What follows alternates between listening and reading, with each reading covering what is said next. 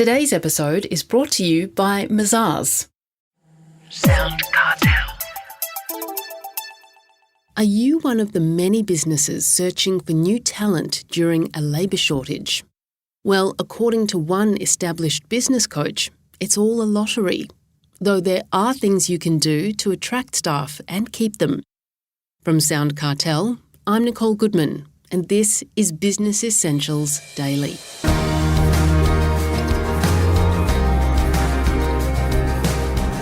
Dan Williams is the Asia-Pacific business coach for software firm EOS Worldwide, an organisation supporting entrepreneurs, but with lessons and insights for all businesses.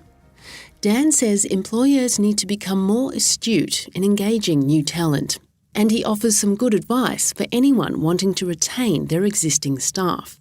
But he starts by explaining to Jeff Waters what he means by the talent lottery. The talent lottery is really about the fact that when you are retaining, attracting talent, there are so many things out of your control. And when you are going to market, you're trying to attract people. You are, especially these days, in a bit of a lottery, kind of like the draft lottery in some sports. There are so many things outside of your control. And almost if you can embrace the fact that those things are out of your control, it feels less like a lottery, but it definitely is that way today. How big is the problem?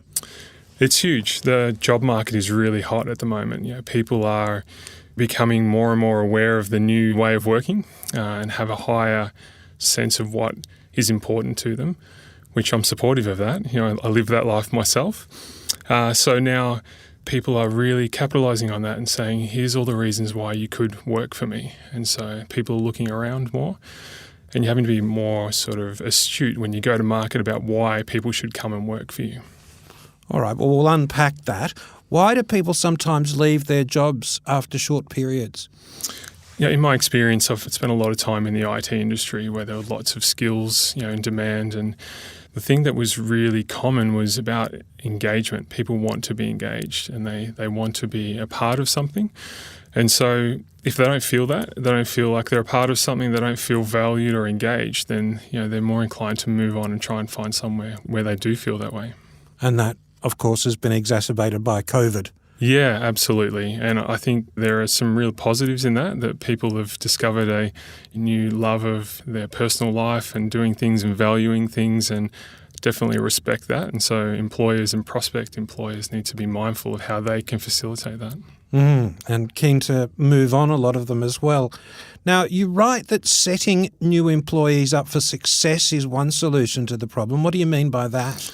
Yeah, so I don't think people realise that in the interview, it's kind of you're giving the prospect the first insight into what it's going to be like to work with you.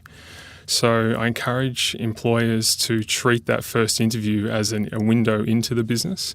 And then if they're the right fit, then make your onboarding experience the strongest process in the business.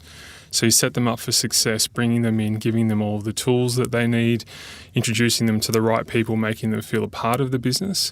And if they feel like that's a good experience and you're consistent and you hold up your end and your accountability on that, then you're setting them up for success. And presumably that will make them feel good about your business and to stay with it. Yeah, absolutely. And hopefully you're making good on all the promises you made in the interview process and in your ad.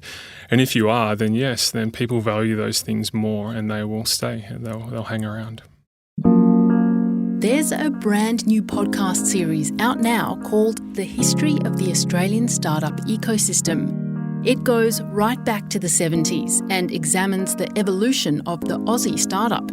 Guests include Canva co-founder Cameron Adams, former Prime Minister Malcolm Turnbull, and some of Australia's top VCs. We think you're really going to love it.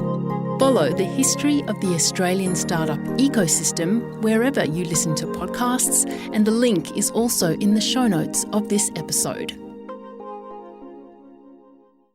Tell us how conversations with staff can help. This is probably one of the most, glaringly obvious challenges when people were forced to go into a work from anywhere, work from home scenario. Those companies that weren't having regular conversations with their team suddenly realised how much they relied upon the water cooler conversation or being able to go and walk past someone's desk. And so when they didn't have those conversations and that structure wasn't there, they weren't engaged. They didn't know what their people were thinking or feeling, and they were often guessing or questioning whether they were on the same page. So if you have a regular conversation, regular dialogue, I'm not talking about performance review stuff, like actually conversations with your people, you're able to exchange views and ideas. And if there is a problem, you're going to hear about it rather than as they leave, via an exit interview, for instance. So how do you set these conversations up? Obviously, you're talking about speaking to every staff member. Yeah, so I think there's a right mix between having one-on-ones. I think if you're having a one-on-one conversation, depending on the size of the business, that might not be scalable. But where possible, making sure each team member has a one-on-one, but then creating small group forums. I'm a big fan of daily huddles or weekly team meetings where people feel it's like a safe environment, and you get that balance right and they'll feel engaged. Yeah. What do you mean when you write in your blog and say that hiring people with the right values helps?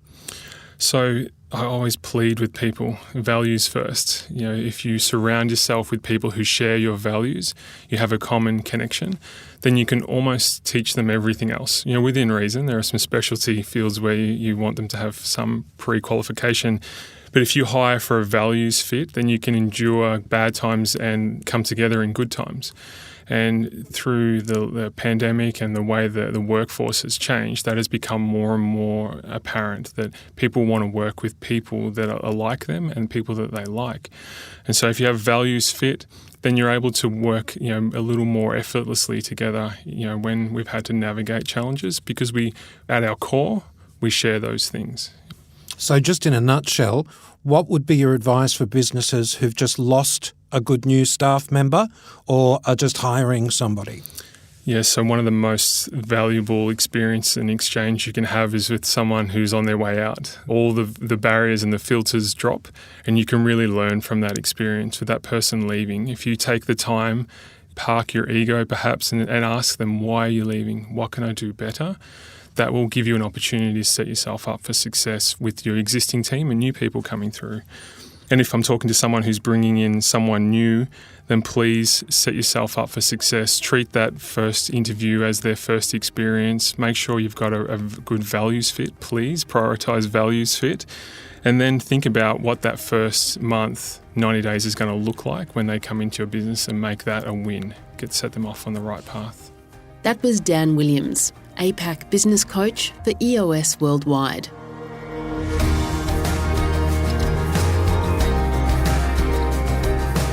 This episode of Business Essentials Daily is produced by the team at SoundCartel. Thanks for listening. I'm Nicole Goodman. We'll bring you more Be Daily tomorrow. Follow @BE Daily Podcast across social media and head to bedaily.com.au for more from the Business Essentials Daily podcast. SoundCartel. This episode was brought to you by Mazars. To find out more, visit mazars.com.au. That's mazars.com.au.